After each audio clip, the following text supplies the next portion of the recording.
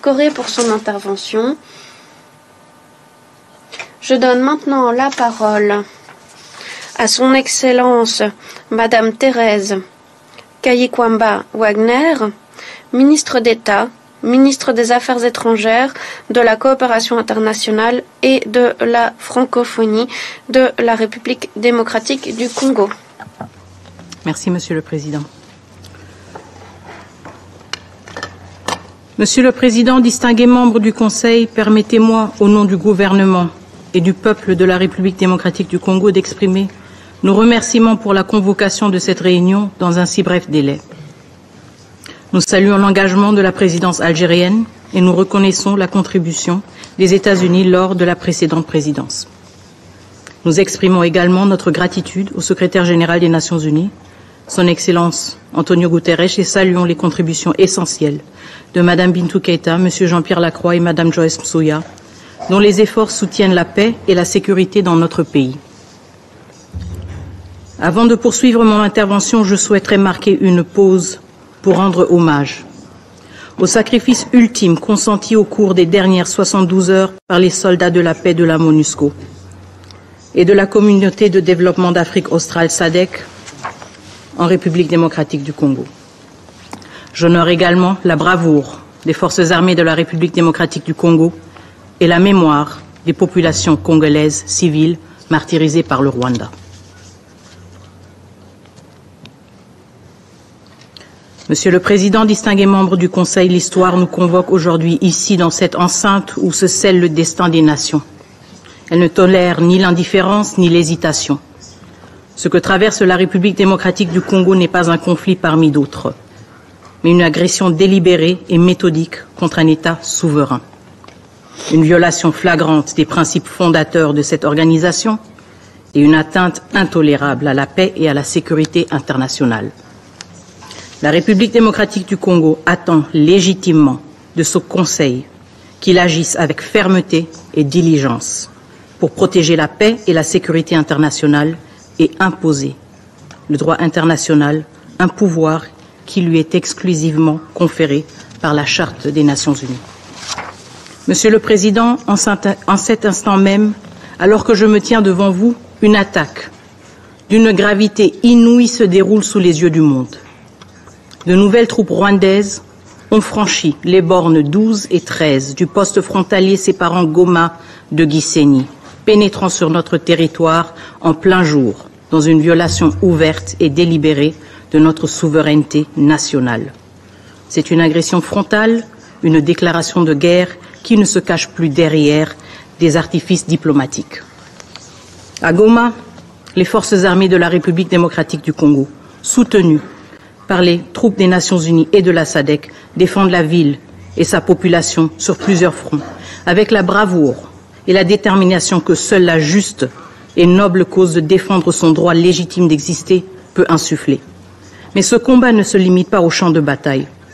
Plus de 3 millions de civils, ainsi que des humanitaires, sont pris en otage par les agresseurs, utilisés comme des boucliers dans une stratégie cynique de terreur et de chaos.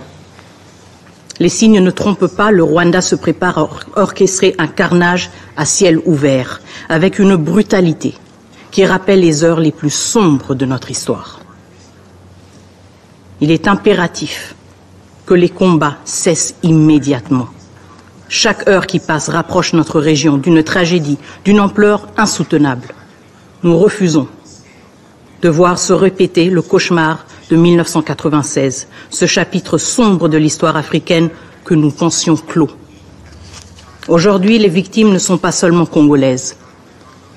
Cette attaque est dirigée contre l'Afrique tout entière, que dis-je, contre l'humanité entière. Les balles rwandaises frappent indistinctement les Sud-Africains, les Tanzaniens, les Malawites, les Burundais, les Uruguayens, tous frères et sœurs venus pour la paix. Et que dire de vous, membres de ce Conseil? Cette agression ne vise pas seulement la République démocratique du Congo, elle est dirigée contre vous. Votre mission, contre vos soldats de la paix que vous avez mandatés pour protéger et non pour être pris pour cible. Laissez-moi être clair, chaque minute qui passe sans action décisive de ce Conseil est une victoire pour l'agresseur. Chaque hésitation fragilise la crédibilité des Nations Unies et condamne des innocents à l'indicible. Monsieur le Président, Mesdames et Messieurs, le monde vous regarde, il est temps d'agir.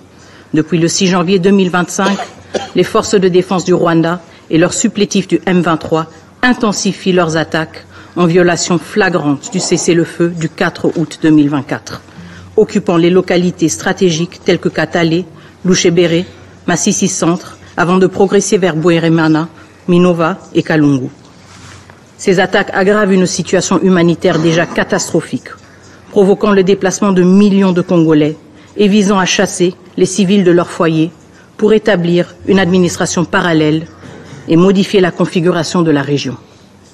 À Goma, les RDF ont délibérément coupé les lignes d'approvisionnement en électricité et en eau, bloqué les routes d'accès stratégiques et utilisé les brouilleurs GPS mettant en danger les vols civils et humanitaires. Le 19 janvier 2025, l'hôpital de Médecins sans frontières à Massissi Centre a été frappé par une roquette, blessant 2 humanitaires. Ces actes, comme les attaques répétées contre les camps de déplacés, illustrent une violation manifeste du droit international humanitaire et révèlent l'objectif des RDF et du M23. Semer la terreur et paralyser l'assistance humanitaire. Nous mettons en garde contre le piège du prétexte fallacieux avancé par le gouvernement rwandais qui brandit la protection d'une de nos nombreuses minorités comme justification de son ingérence. La réalité est tout autre. Aujourd'hui, dans les camps de déplacés congolais, les victimes sont de toutes les ethnies, y compris les Tutsis congolais qui subissent le même sort tragique que leurs concitoyens face à la violence des forces armées rwandaises et du M23. Alors que nous faisons face à cette catastrophe humanitaire, il est clair que cette crise est directement liée au pillage économique de notre pays. Le dernier rapport du groupe d'experts des Nations Unies révèle l'ampleur du pillage orchestré par le Rwanda. Chaque mois, plus de 150 tonnes de coltan sont illégalement extraites et acheminées vers le Rwanda, où elles sont frauduleusement étiquetées pour l'exportation. Ce commerce illicite compromet la souveraineté de la RDC et finance directement les activités militaires des forces armées rwandaises et du M23. À Rubaya, le site le plus grand d'exploitation de coltan de la région, les RDF et le M23 ont établi une administration parallèle, exploitant nos ressources et imposant leur contrôle sur les populations locales en toute impunité. Ces activités doivent être sanctionnées. Cependant, cette exploitation illégale n'est qu'un aspect de l'agression menée par le Rwanda. Depuis le début de leur campagne de terreur en 2022, les RDF et le M23 ont systématiquement ciblé les forces de maintien de la paix. Le 24 janvier 2025, le général-major Peter Chirimwami Nkuba, gouverneur militaire du Nord Kivu, a été lâchement assassiné par les forces armées rwandaises alors qu'il commandait sur la ligne du front. Le 25 janvier, 9 soldats sud-africains, 3 soldats du Malawi et 1 soldat uruguayen ont été tués dans des affrontements avec le Rwanda et le M23. Un char des Nations Unies a été incendié, marquant un nouveau seuil dans l'hostilité ouverte envers les institutions multilatérales. Par ailleurs, une compagnie de casques bleus tanzaniens à Kanyabayonga reste jusqu'à présent encerclée et coupée de tout approvisionnement par les RDF et le M23. Le dernier rapport du groupe d'experts révèle également l'utilisation par les RDF et leurs supplétifs d'un arsenal sophistiqué. Missiles solaires, mortiers guidés par GPS et missiles anti-chars. Ces violations flagrantes du régime d'embargo sur les armes et le droit international humanitaire menacent gravement la paix et la sécurité de la région des Grands Lacs. Ces 3 dimensions, humanitaire, économique et sécuritaire, révèle une réalité incontestable. Une agression systématique et coordonnée contre la République démocratique du Congo par le Rwanda.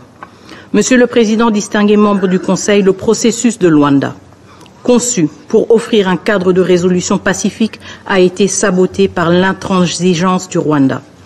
Chaque engagement pris à Luanda a été piétiné, à commencer par le cessez-le-feu du 4 août. Aussi, depuis l'établissement du mécanisme de vérification ad hoc renforcé à Goma le 5 novembre 2024, le Rwanda n'a jamais envoyé ses 3 experts militaires pour superviser la mise en œuvre du dit cessez-le-feu. Rappelez-vous, lors de notre dernière réunion du 8 décembre dans cette salle, le représentant permanent du Rwanda avait affirmé que les experts étaient en route pour Goma. Aujourd'hui, 82 jours plus tard, ils ne sont toujours pas arrivés. Le 15 décembre, le Rwanda a sciemment saboté le sommet convoqué par le facilitateur du processus de Luanda, son Excellence João Lourenço, en ignorant son invitation. Et le 23 janvier, le président du Rwanda a surpris le monde entier en sollicitant la médiation de la Turquie, s'éloignant ainsi des principes de solutions africaines aux problèmes africains.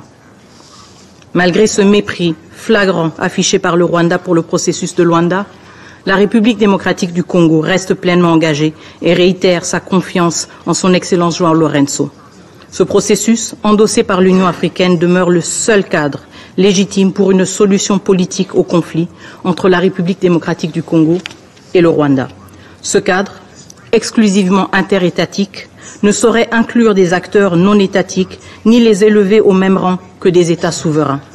La République démocratique du Congo rejettera toute tentative d'inclusion du M23 dans le processus de Luanda, l'orientant plutôt vers son cadre légitime, le processus de Nairobi, sous la facilitation de son Excellence Uhuru Kenyatta. La République démocratique du Congo renouvelle toute sa confiance en lui et rejette toute tentative visant à diluer les efforts de la médiation.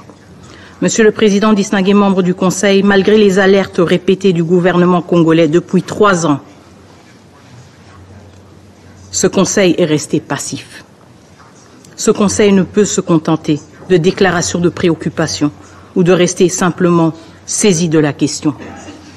Son mandat, son devoir est de protéger la paix et la sécurité internationale, de défendre la vie humaine sans distinction d'origine, de race, de religion ou de genre. Ce Conseil est le garant de l'espoir et de la foi en des jours meilleurs, des jours de paix, de développement et de prospérité.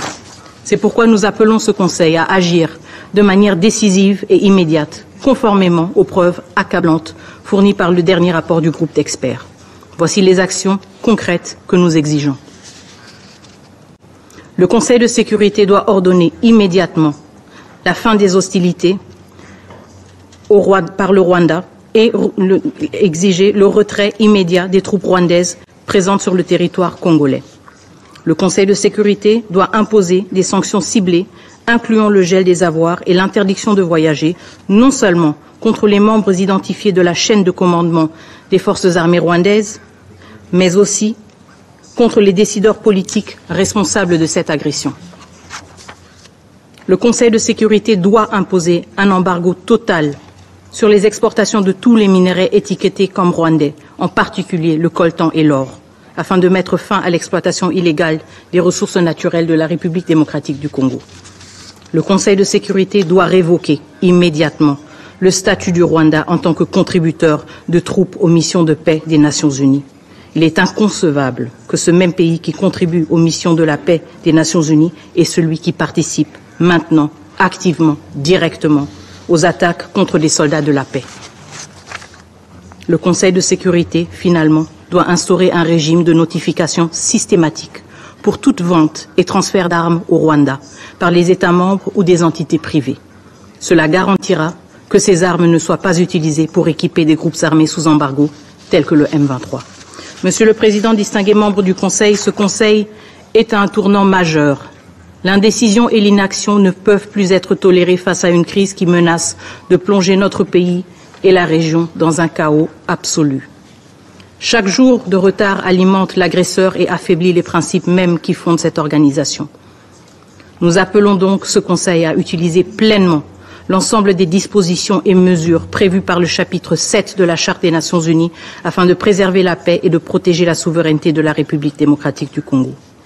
Le peuple congolais nourrit une aspiration profonde, celle de vivre en sécurité, de bâtir un avenir prospère et de contribuer activement aux côtés des nations du monde à un ordre international fondé sur le respect du droit et des principes de justice. Cette aspiration ne sera pas étouffée.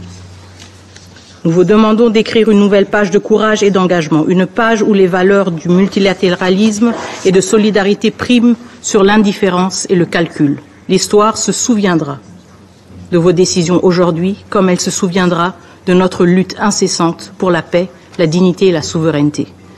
Et à ceux qui oseraient justifier l'injustifiable, nous disons ceci, il n'y a aucune place dans ces salles dédiées à la paix mondiale pour des discours qui cherchent à excuser le péché impardonnable de sacrifier des vies innocentes. Le respect dû aux centaines de milliers de vies en jeu exige le silence face à l'évidence. Face à l'adversité, le peuple congolais se distingue par une résilience, une dignité et une détermination qui imposent le respect. Ce courage exemplaire, porté par le désir de vivre en sécurité, de bâtir un avenir prospère et de contribuer à un ordre international juste, témoigne de la grandeur du Congo. Cette force inébranlable ne sera jamais brisée. Je vous remercie. Je remercie Son Excellence, Madame Kaikwamba Wagner, pour son intervention. Et je donne maintenant la parole au représentant du Rwanda. Monsieur le Président, merci de me donner la parole. Qu'il me soit permis à l'entame de mon propos de remercier la présidence algérienne pour le brio avec lequel elle mène les travaux du Conseil de sécurité en ce mois de janvier. Nous remercions aussi l'Algérie pour la convocation de cette réunion importante. Je me félicite de la présence et de l'exposé de Mme Bintou Keïta, de l'exposé de M. Lacroix et de Mme Msouya. Je salue aussi la présence de la ministre des Affaires étrangères de la RDC, ainsi que des représentants de l'Angola, de l'Uruguay, de l'Afrique du Sud et du Burundi. Monsieur le Président, le Rwanda regrette la détérioration des conditions de sécurité dans l'Est de la République démocratique du Congo. Cette crise aurait pu être évitée si le gouvernement de la RDC avait réellement fait la démonstration de son attachement à la paix. La RDC dispose de tous les outils nécessaires pour parvenir à un règlement durable à ce conflit. La communauté internationale a placé énormément d'attentes dans les processus de paix de Luanda de Nairobi, conçus d'une part pour établir de bonnes relations entre le Rwanda et la RDC, et de l'autre pour promouvoir le dialogue intercongolais en s'attaquant aux causes profondes du conflit. Il s'agit notamment des défaillances persistantes dans la gouvernance de la RDC, ainsi que de la présence de plus de 250 groupes armés nationaux, dont le M23, et de 14 groupes armés étrangers, y compris le groupe génocidaire FDLR, entre autres. Monsieur le Président, le processus de Luanda, revitalisé en mars 2024, a réalisé d'importants progrès. Le 31 juillet 2024, les 3 ministres se sont mis d'accord sur un cessez-le-feu entre les parties au conflit à Luanda. Cessez-le-feu qui est entré en vigueur le 4 août 2024. Ce cessez-le-feu était plus ou moins respecté en dépit d'accrochages occasionnels jusqu'au mois d'octobre 2024. Mesdames et Messieurs les membres du Conseil, depuis octobre 2024, le gouvernement de la RDC et ses forces armées, les FARDC, ont décidé d'accroître la militarisation de l'Est de la RDC en déploiement des armes lourdes, notamment des drones d'attaque et d'autres troupes le long de notre frontière, y compris 10 000 troupes burundaises. Ainsi, en violation du cessez-le-feu, les FARDC ont décidé d'intensifier leur opération militaire en attaquant les positions du M23, lequel a pris des mesures en représailles et a pris davantage de territoire. Malheureusement, nous regrettons que la communauté internationale ait choisi de condamner le M23 pour l'extension de son territoire sans condamner la coalition militaire FARDC pour violation du cessez-le-feu. Ce cessez-le-feu concernait toutes les parties à ce conflit, donc toutes les parties auraient dû le respecter. Et, comme si cela ne suffisait pas, l'armée congolaise place des armes lourdes et de l'artillerie dans les zones densément peuplées, y compris à proximité de camps de déplacés, en dépit des mises en garde des organisations humanitaires internationales telles que le Comité international de la Croix-Rouge et Médecins sans frontières. Ces agissements ont entraîné des pertes regrettables en vies humaines innocentes. Cette artillerie lourde a été utilisée pour bombarder, pilonner de manière aveugle des territoires sous contrôle des M23. La plupart des bombardements ont ciblé des zones densément peuplées, entraînant des pertes en vies humaines, en moyens de subsistance et la destruction de maisons. Après le report du sommet de Luanda du 15 décembre 2024, la situation s'est aggravée sur le terrain du fait de l'obsession de la RDC pour une solution militaire à ce conflit. En accordant la priorité à la militarisation du conflit, plutôt que d'utiliser pleinement les mécanismes régionaux mis en place pour encourager une solution durable, fruit d'un dialogue, le conflit a continué de se détériorer, ce qui nous a conduit à la situation d'aujourd'hui. Monsieur le Président, Mesdames et Messieurs les membres du Conseil, en vertu du processus de Luanda, un accord ministériel a été conclu sur un concept d'opération CONOPS pour neutraliser les FDLR, une milice génocidaire sanctionnée par l'ONU et les États-Unis, et pour lever les mesures de défense du Rwanda le long de la frontière commune. Les FDLR représente une menace directe pour la sécurité et l'intégrité territoriale du Rwanda, se compose de auteurs du génocide de 1994 contre les Tutsis qui a fait plus d'1 million de victimes. Des décennies durant, les FDLR ont trouvé refuge en RDC où ils recrutent des combattants, influencent les élites locales corrompues et diffusent leur idéologie génocidaire anti-Tutsi au sein des communautés congolaises, d'où persécution de ces communautés. Des centaines de milliers de personnes ont aussi dû fuir et trouver refuge dans la région. D'autres se trouvent dans des camps de déplacés. Aujourd'hui, les FDLR sont non plus simplement un supplétif, mais un allié stratégique du gouvernement de Kinshasa. Mesdames et Messieurs les membres du Conseil, un projet d'accord préparé dans le cadre du processus de Luanda devait faire l'objet d'un accord et être signé pendant le sommet du 15 décembre 2024.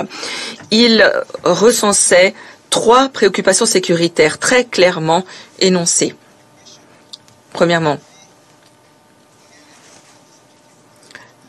la question des FDLR, les mesures défensives du Rwanda et la question des M23. Le CONOPS, accepté par les 3 ministres le 25 novembre 2024, porte sur les 2 premiers éléments, en prévoyant un calendrier de neutralisation des FDLR et la levée des mesures défensives du Rwanda. Seule la question du M23 devait encore être réglée. Si les 2 pays participaient à des discussions à Luanda sur un plan de neutralisation des FDLR, la situation sur le terrain était toute différente. Depuis la première réunion ministérielle du 21 mars, durant laquelle la RDC avait accepté de fournir un plan de neutralisation des FDLR, la collaboration entre les FDLR et le gouvernement du Kinshasa a augmenté. Alors que je vous parle, elle n'a jamais été plus intense.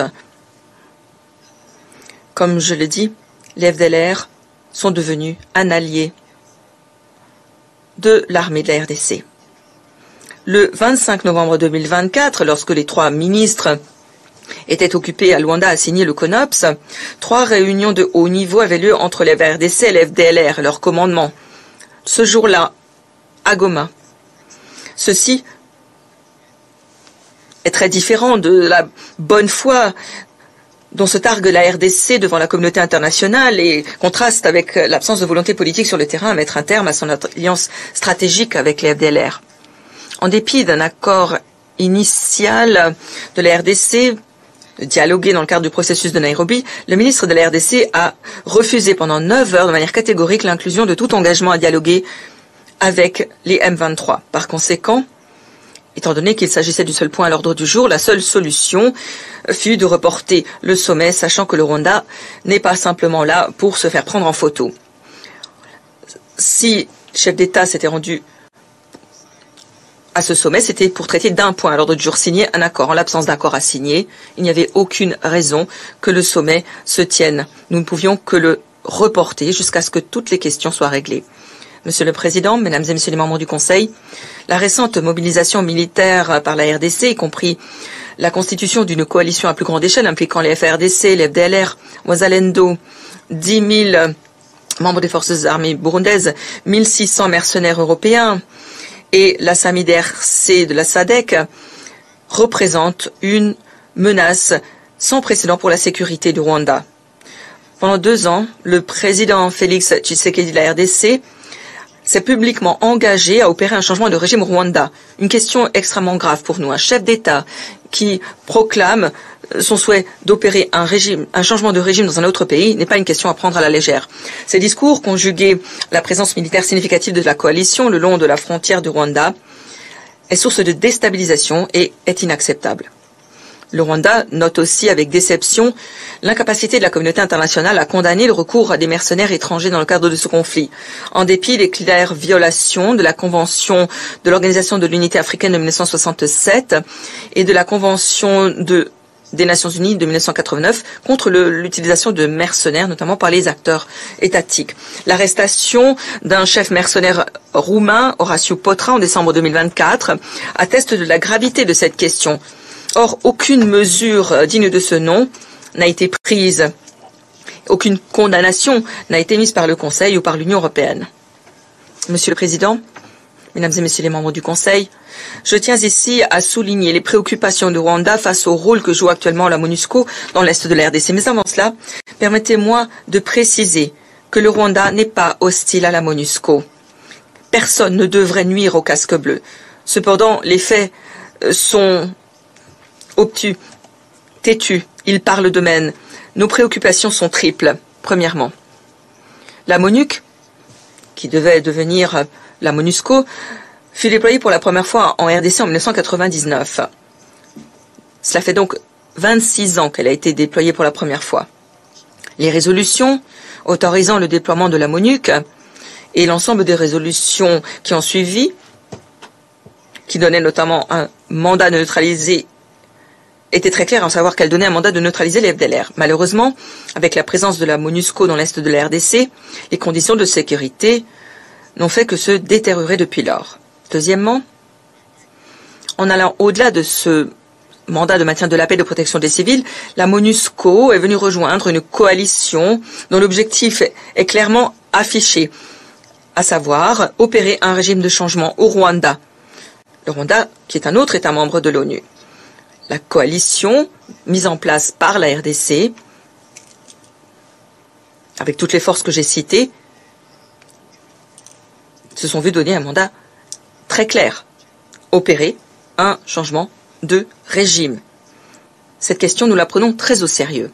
Troisièmement, les opérations de la MONUSCO soutiennent les FDLR, un groupe sanctionné par l'ONU. Ils soutiennent aussi les mercenaires européens en violation de la Convention de l'ONU de 1989. Tout ceci est inacceptable. La MONUSCO risque de se trouver plongée dans un conflit dans lequel elle se retrouverait être une force belligérante. La MONUSCO devrait utiliser ses ressources et ses troupes pour protéger les civils, notamment dans les camps de déplacés, plutôt que de se battre aux côtés de la coalition. Le mandat est clair, ne l'oublions pas. Il ne peut pas être modifié. Certaines de ces forces, notamment le groupe Wazalendo, FDLR, ont commis des atrocités majeures dans l'Est de la RDC. Donc une force internationale dont nous sommes tous membres ne devrait pas être associée aux activités de groupes armés sanctionnés et aussi négatifs. Une fois encore, le Rwanda appuie la MONUSCO. La MONUSCO pour nous n'est pas du tout un problème, hormis les quelques questions que je viens d'évoquer. Monsieur le Président, la situation à laquelle nous sommes confrontés aujourd'hui n'est une surprise pour personne. Elle est le reflet de la situation que l'on connaissait il y a 12 ans. Elle est la résultante d'une mauvaise gestion complète par la RDC d'un problème complexe. La communauté internationale a aussi sa part de responsabilité, puisqu'elle n'a nullement tenu compte des causes profondes du problème et permet à des acteurs légitimes d'agir en dehors de leur mandat. La situation est donc exactement la même qu'en 2012 et 2013. À l'époque, aucune solution politique n'avait été trouvée pour faire en sorte que le problème et ses causes profondes soient réglés. Mesdames et messieurs les membres du Conseil, nous sommes à un stade critique. Nous devons trouver le moyen de reprendre les processus diplomatiques et politiques axés sur des solutions concrètes. Le Rwanda estime que ces solutions pourraient impliquer des acteurs supplémentaires, principalement basés en Afrique, en partenariat avec la communauté internationale. Nous sommes déterminés à poursuivre les processus régionaux, à un dialogue pacifique pour parvenir à un règlement pacifique de ces questions. Nous sommes prêts à continuer à participer au processus de paix. Nous sommes convaincus qu'il n'y a pas de solution militaire à ce problème. Ce problème doit être réglé au plan politique et diplomatique avec l'appui de tous les partenaires agissant à l'unisson. Cependant, pour que ces efforts soient couronnés de succès, la RDC devra jouer un rôle positif. Après tout, il s'agit d'un problème congolais. Un problème dont le règlement cherche à être externalisé par la RDC. Or, ce n'est pas possible. La RDC doit s'approprier le problème, faire montre de volonté politique. Nous devons nous attaquer aux causes profondes du conflit, y remédier. Les partenaires peuvent nous aider, mais ils ne peuvent pas régler à eux seuls le problème. Le Rwanda est disposé à apporter sa pierre à l'édifice, à faire en sorte que des solutions concrètes soient trouvées qui tiennent compte des préoccupations de tous les acteurs sur un pied d'égalité. Je vous remercie.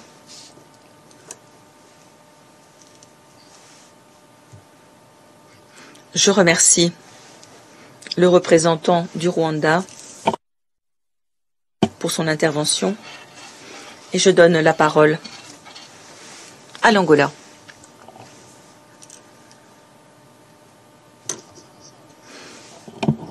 Excellence, Monsieur l'ambassadeur Mjamar, président du Conseil de sécurité des Nations Unies en ce mois de janvier, Mesdames et Messieurs les membres du Conseil de sécurité, j'aimerais pour commencer féliciter la République populaire démocratique de l'Algérie pour sa présidence de maître du Conseil et merci pour la convocation de cette réunion importante sur la situation en République démocratique du Congo, RDC.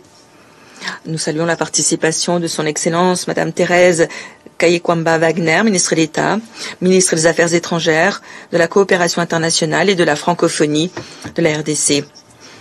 Et son Excellence, le représentant permanent de la République du Rwanda auprès de l'Organisation des Nations Unies. Nous remercions Madame Bintou Keïta, représentante spéciale du secrétaire général en RDC et chef de la mission des Nations Unies pour la stabilisation en RDC, ainsi que Monsieur Jean-Pierre Lacroix, secrétaire général adjoint aux opérations de paix, et Madame Joyce Msuya, sous-secrétaire générale aux affaires humanitaires et coordonnatrice adjointe au secours d'urgence pour leurs exposés fort complets. Nous remercions aussi les membres du Conseil de sécurité et l'ensemble des intervenants qu'ont appuyé son Excellence le Président de l'Angola dans le cadre des efforts qu'il déploie actuellement au travers du processus de Luanda pour rétablir la paix et la stabilité dans l'Est de la RDC. Nous saisissons l'occasion qui nous est donnée de réaffirmer, une fois encore, l'attachement de l'Angola à la prévention des conflits, à la gestion des conflits et au règlement des conflits dans la région des Grands Lacs. Monsieur le Président, aujourd'hui, nous avons l'honneur d'intervenir devant le Conseil pour évoquer 3 grandes questions. Premièrement, la situation actuelle en RDC, l'augmentation de la violence dans l'est de la RDC ces dernières semaines est source de grandes préoccupations. Le 25 janvier, son Excellence, le président Lourenço, président de la République de l'Angola, qui a été chargé par l'Union africaine d'assurer la médiation entre la RDC et le Rwanda, a exprimé ses préoccupations face à l'escalade du conflit et la grave détérioration des conditions de sécurité et de la paix dans l'est de la RDC, en particulier au nord Kivu et au sud Kivu.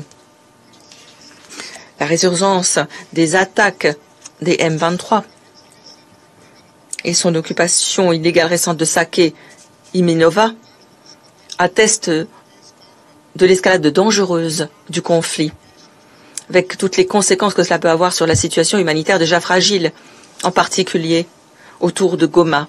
Goma maintenant assiégée. Ces actions que nous condamnons avec force et que nous rejetons sont une violation flagrante et inacceptable du cessez-le-feu en vigueur depuis août 2024. Ces agissements menacent les efforts déployés et les progrès réalisés dans le cadre du processus de Luanda vers un règlement pacifique du conflit qui pourrait avoir des conséquences imprévisibles pour la sécurité de la région si nous n'agissons pas maintenant. Conformément à la Charte des Nations Unies, au droit international et au principe d'égalité souveraine de tous les États membres, l'intégrité territoriale de la RDC doit être respectée. La République de l'Angola demande aux parties au conflit de respecter le droit humanitaire, le droit international des droits de l'homme, de protéger les civils, de préserver l'intégrité et la sécurité du personnel. Mécanisme de vérification ad hoc renforcé déployé à Goma, Nord Kivu, dans le cadre des efforts de facilitation de l'Angola. Nous réitérons notre appui inébranlable à la MONUSCO ainsi qu'à la SAMI-DRC. Nous demandons à tous les groupes armés de respecter pleinement le mandat de la Force des Nations Unies. Dans ce contexte, nous saisissons l'occasion qui nous est offerte d'adresser nos plus sincères condoléances à l'Afrique du Sud, au Malawi, à l'Uruguay, aux familles des décédés parmi les soldats de la MONUSCO et de la SAMI-DRC qui ont perdu la vie dans le cadre de l'affrontement avec le M23. Nous souhaitons par ailleurs un prompt rétablissement aux blessés. Nous le répétons, les parties doivent respecter pleinement le cessez-le-feu signé entre la RDC et le Rwanda le 3 juillet à Luanda, lequel est entré en vigueur le 4 août 2024. Nous exhortons vivement toutes les parties et parties prenantes à utiliser les bons offices pour préserver le cessez-le-feu. Deuxièmement, le processus de Luanda. Nous avons réalisé des progrès remarquables dans le cadre de la mise en œuvre du processus de Luanda. Il est important de préserver les efforts de paix et de médiation déployés par son Excellence, le président de l'Angola, qui ont contribué au cessez-le-feu du 4 août de 2024. L'adoption d'un plan harmonisé de neutralisation des FDLR et en faveur des forces de désengagement, la levée des mesures de défense du Rwanda, l'opérationnalisation du mécanisme de vérification ad hoc renforcé le 5 novembre 2024, l'adoption du CONOPS et la signature d'un mémorandum d'accord entre le gouvernement de l'Angola et la MONUSCO le 23 novembre 2024, afin d'appuyer le mécanisme de vérification ad hoc renforcé. Les divergences de vues en ce qui concerne la question du M23 est la question en souffrance qui doit être réglée pour consolider le projet d'accord de paix.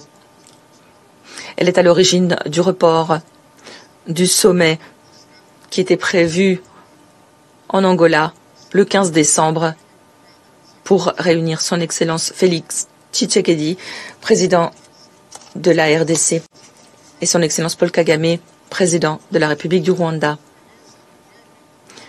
Fort de son attachement à poursuivre les consultations dans le cadre du processus de Luanda, son Excellence le président Lorenzo a envoyé un message au président Kagame le 18 décembre.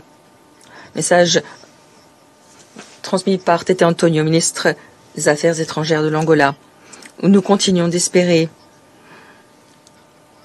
que les parties pourront venir à bout des divergences qui persistent pour parvenir à un accord mettant un terme à la fin au conflit dans l'est de la RDC. Nous devons continuer de soutenir les parties, de les encourager à régler ce dernier problème de ce processus de paix qui n'a que trop tardé. Pour ce qui est de l'avenir, le président de l'Angola a à maintes et maintes reprises répété que le conflit et les problèmes de sécurité dans l'est de la RDC ne trouveront pas de solution par les voies militaires. Il a exhorté les parties à reprendre les négociations immédiatement. Nous avons besoin d'une désescalade rapide et sans condition du conflit. Nous voulons que les parties reprennent sincèrement leurs efforts pour régler les questions en souffrance et programment le sommet qui a été reporté. Les parties concernées doivent donc coopérer, travailler ensemble, se respecter, respecter les décisions prises dans le cadre du processus de Luanda, le respect au pied de la lettre du cessez-le-feu conclu entre les parties et la cessation immédiate de toutes les hostilités sont essentielles si l'on veut créer un environnement politique propice à un règlement pacifique en vertu des processus de Luanda et de Nairobi. Nous encourageons toutes les parties à éviter tout agissement, tout discours susceptible d'exacerber les tensions, notamment les discours incendiaires qui sont contre-productifs par rapport aux efforts diplomatiques déployés pour trouver une solution durable à ce conflit qui dure depuis si longtemps.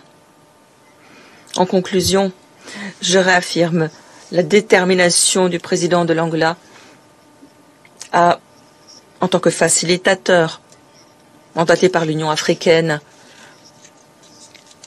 pour poursuivre cette quête de paix et de sécurité dans l'est de la RDC, à poursuivre ses efforts. Je vous remercie pour votre attention.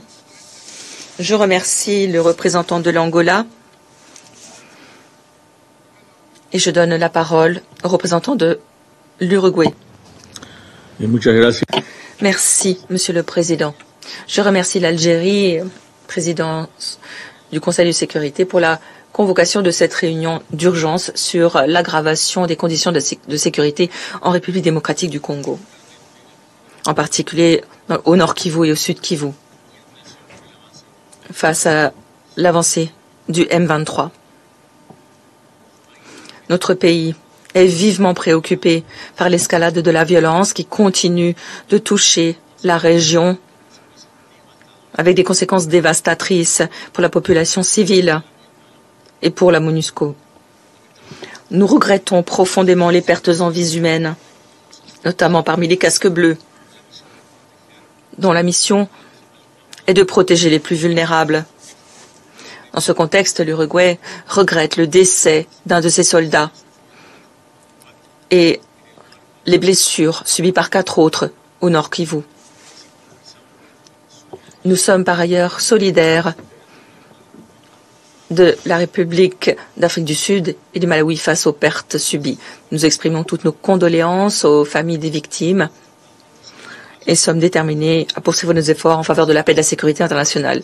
Merci aux membres du Conseil qui nous ont adressé leurs condoléances. Au sein de la MONUSCO, l'Uruguay s'attache à respecter au pied de la lettre le mandat de protection des civils. Il convient de souligner que nos troupes ne participent pas à des opérations offensives, elles se limitent exclusivement aux actions prévues dans le mandat de la mission. Nous restons parfaitement neutres par rapport aux affrontements internes en République démocratique du Congo. Nous lançons un appel au Conseil de sécurité, en particulier aux membres qui ont une influence directe sur les pays de la région afin qu'ils redoublent d'efforts pour parvenir à un cessez-le-feu immédiat, faire en sorte que les parties concernées puissent reprendre le dialogue. Pour nous, il est impératif que les négociations dans le cadre des processus de Luanda et de Nairobi se consolident et parviennent à des progrès concrets, une solution politique et durable à ce conflit. De même, nous lançons un appel à tous les pays de la région afin qu'ils s'abstiennent de tout agissement susceptible d'aggraver la situation, qu'ils coopèrent positivement pour parvenir à une solution politique à ce conflit. Dans ce contexte, l'Uruguay réaffirme son attachement à la paix en RDC et appuie pleinement la MONUSCO en ces heures difficiles. Je vous remercie, Monsieur le Président. Je remercie le représentant de l'Uruguay pour son intervention et donne la parole à la représentante de l'Afrique du Sud.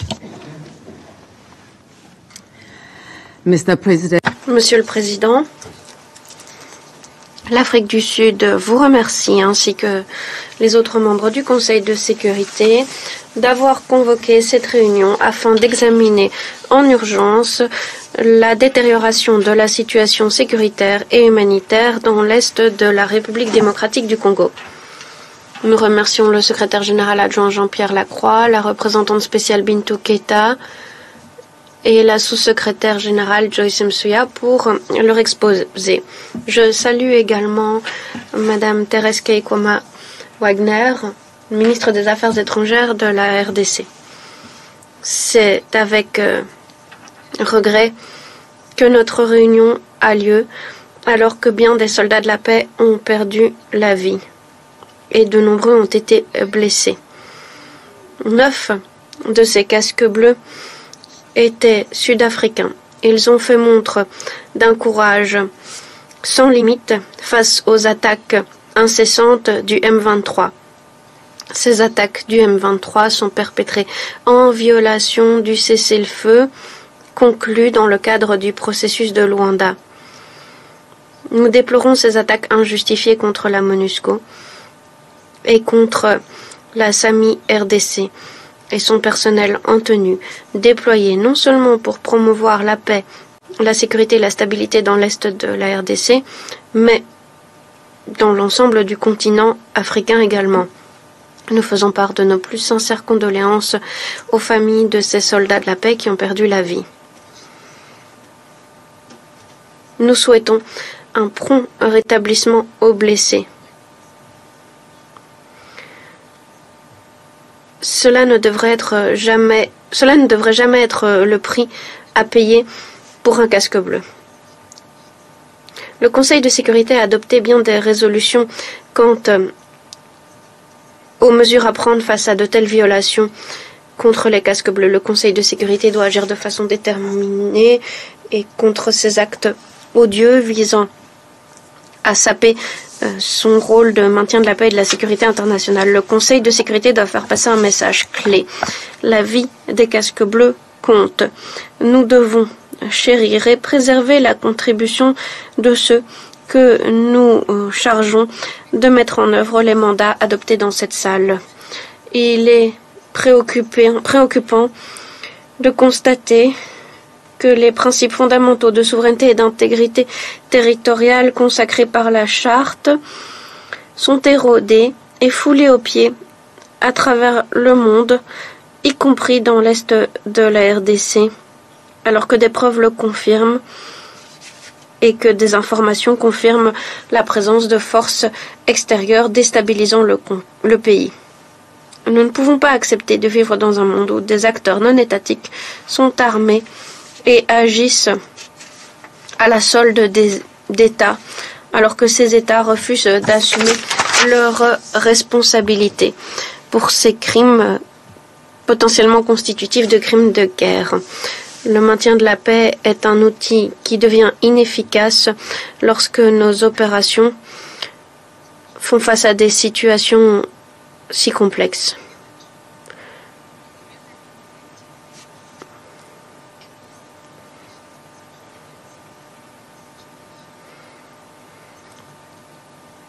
C'est le cas notamment dans l'Est de la RDC, alors que nous constatons que d'autres États s'impliquent dans un conflit militaire. La communauté internationale ne peut pas se permettre d'observer la situation alors que le conflit continue de déplacer des personnes, de blesser et de tuer des civils innocents. La situation actuelle nécessite une action déterminée de la communauté internationale avec à sa tête le Conseil. Le Conseil de sécurité doit utiliser tous les outils à sa disposition afin d'agir contre les responsables du conflit dans l'Est de la RDC, notamment en appelant à leur retrait de la RDC. Il convient également de garantir la reprise des processus de Luanda et de Nairobi afin de trouver une solution pérenne à ce conflit cyclique dans l'Est de la RDC. L'Afrique du Sud félicite son Excellence João Manuel Gonçalves Lourenço, président de la République de l'Angola, en sa qualité de champion pour la paix et la réconciliation en Afrique de l'Union africaine. Nous saluons ses efforts inlassables dans le cadre du processus de Luanda. Nous appelons les parties pertinentes à entamer urgemment un processus visant à trouver une solution négociée permettant la paix et la stabilité dans l'ensemble de la région des Grands Lacs et sur l'ensemble du continent.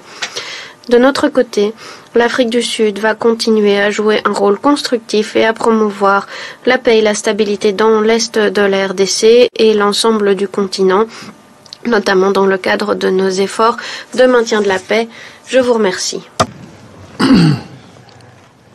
I thank the representative.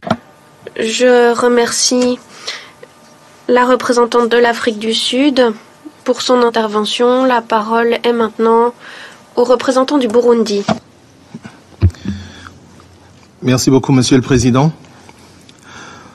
Ma délégation se félicite de participer à ce briefing sur la détérioration de la situation sécuritaire en RDC, convoqué par la présidence algérienne du Conseil au cours de ce mois, et salue la présence de son Excellence Madame Thérèse Kayikwamba-Wagner, ministre des Affaires étrangères de la RDC, tout en se réjouissant de la qualité des présentations faites par Madame Bintou Keïta, représentante spéciale du secrétaire général des Nations Unies pour la RDC et chef de la MONUSCO, Monsieur Jean-Pierre Lacroix, sous-secrétaire général du département des opérations de paix, et Madame Joyce Msuya, secrétaire général adjoint aux affaires humanitaires et coordonnateur adjoint des secours d'urgence.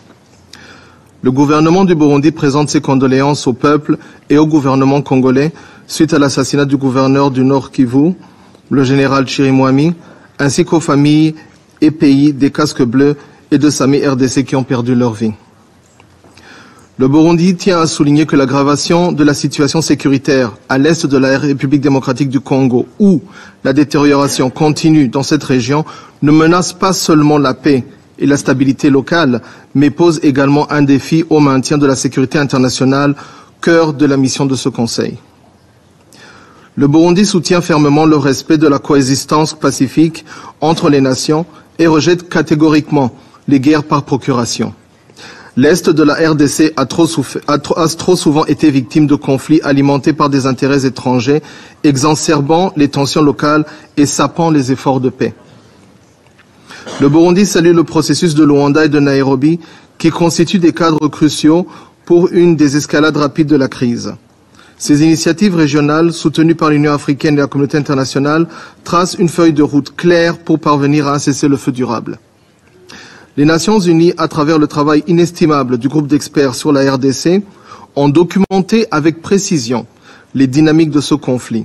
Ces rapports ont souligné l'implication d'acteurs extérieurs dans le soutien des groupes armés locaux, les violations flagrantes de droits de l'homme et les pillages systématiques des ressources naturelles de la RDC.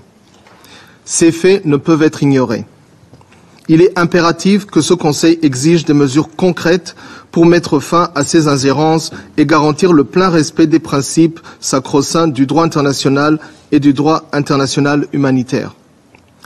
Le Burundi note que les différents rapports des Nations Unies sur la situation sécuritaire en RDC sont constamment publiés et les acteurs du conflit en RDC sont connus. Les acteurs moins visibles sont également connus et dénoncés dans ces différents rapports. Les principes fondamentaux inscrits dans la Charte des Nations Unies qui guident et motivent l'action des Nations Unies sont connus de tout le monde. Pourtant, le Conseil de sécurité reste silencieux. Silencieux. Pas une seule résolution condamnant les auteurs des violations flagrantes des principes de la souveraineté nationale et de l'intégrité territoriale de la RDC. Ces principes doivent être fermement réaffirmés dans le cas de la RDC. L'intégrité de son territoire ne peut être compromise et les incursions armées ainsi que les violations répétées de ses frontières doivent cesser immédiatement. Silencieux et aucune résolution sur les violations des principes élémentaires du droit international humanitaire. Dès lors, la question pertinente est de savoir quel est le message derrière ce silence du Conseil de sécurité. S'agit-il de... La question reste ouverte et posée au Conseil de sécurité. Toujours est-il que la ville de Goma, capitale du Nord Kivu, se retrouve aujourd'hui au bord du précipice. Une escalade militaire qui atteindrait cette ville aurait des conséquences humanitaires et sécuritaires catastrophiques, non seulement pour la RDC, mais pour toute la région.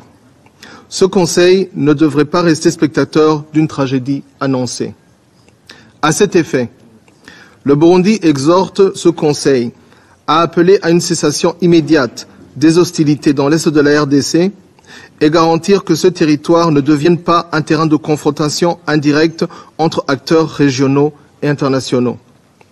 Deuxièmement, soutenir les efforts des processus de Luanda et de Nairobi en exigeant le respect des engagements pris par toutes les parties.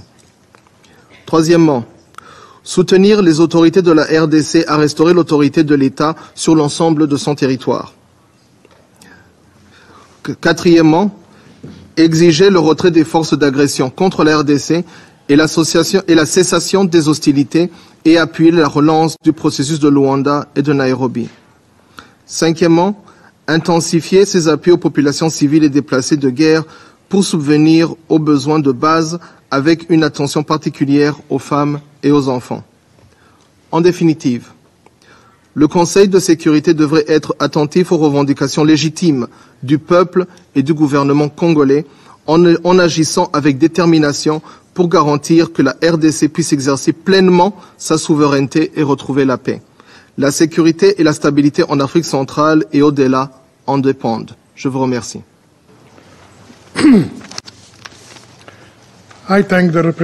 Je remercie le représentant du Burundi pour son intervention.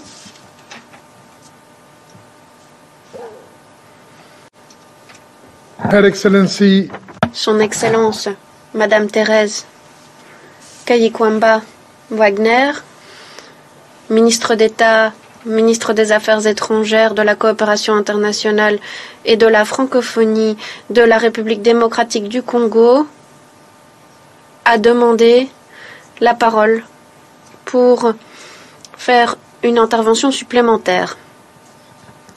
Vous avez la parole. Merci pour la parole, Monsieur le Président. Excellences, Monsieur le Président, Excellences, Mesdames et Messieurs les membres du Conseil, aujourd'hui, il n'y aura pas de réfutation.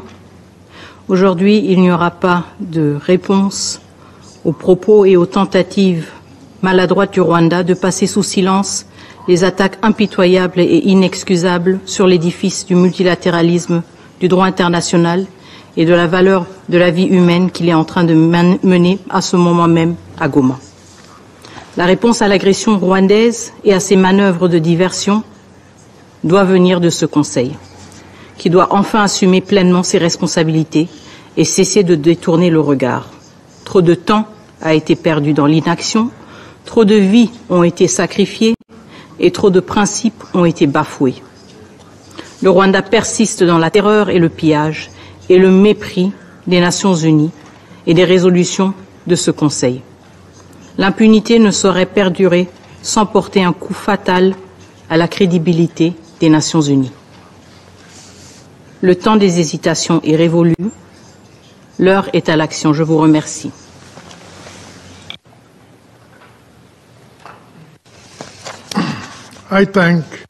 Je remercie Son Excellence Madame Kayikwamba Wagner pour son intervention. Le représentant du Rwanda a demandé la parole pour prononcer une nouvelle intervention. I give him the floor. C'est à vous.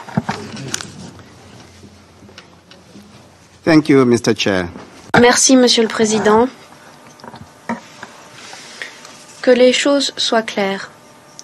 Ces crises concernent la RDC, d'où le processus de Luanda et de Nairobi. La RDC fait face à des crises politiques, sécuritaires et humanitaires depuis des décennies. Ce n'est pas une nouvelle question. Il ne convient donc pas d'imputer la responsabilité à une partie extérieure. S'agissant de la question de l'intégrité territoriale, nous le reconnaissons, l'intégrité territoriale de la RDC est importante, tout comme celle du Rwanda. Voilà 30 ans que l'instabilité, les attaques et des infiltrations,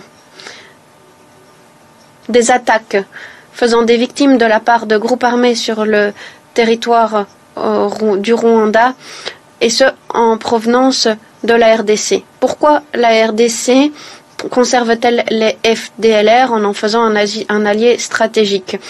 Il convient de neutraliser et de rejeter les FDLR du territoire de la RDC pour que la paix prévale. La ministre a parlé plutôt du déploiement de l'envoi de liaison du Rwanda pour le mécanisme de vérification à Goma. Alors si ces 3 officiers n'ont pas été déployés plus tôt, eh bien c'est parce que la RDC a refusé de garantir leur sûreté et leur sécurité. Dès que la RDC garantira leur sécurité et leur sûreté, nous pourrons les envoyer à Goma pour travailler au mécanisme de vérification. Merci. I thank the representative of... Merci au Rwanda pour son intervention.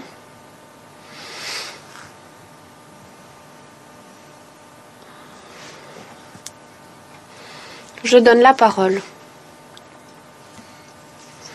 à son Excellence Madame Kakikwamba Wagner, qui a demandé la parole pour prononcer une nouvelle intervention. Merci encore une fois, Monsieur le Président. Je vais être brève.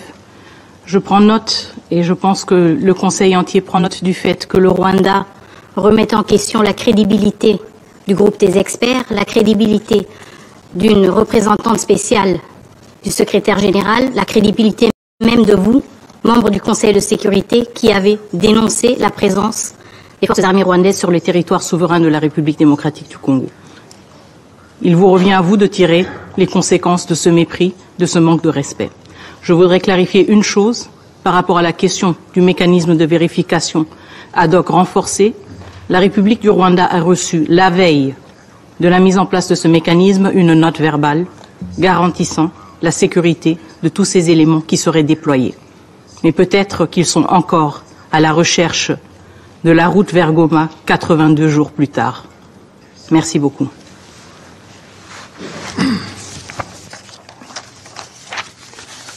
I thank Her Excellency. Je remercie Son Excellence, Madame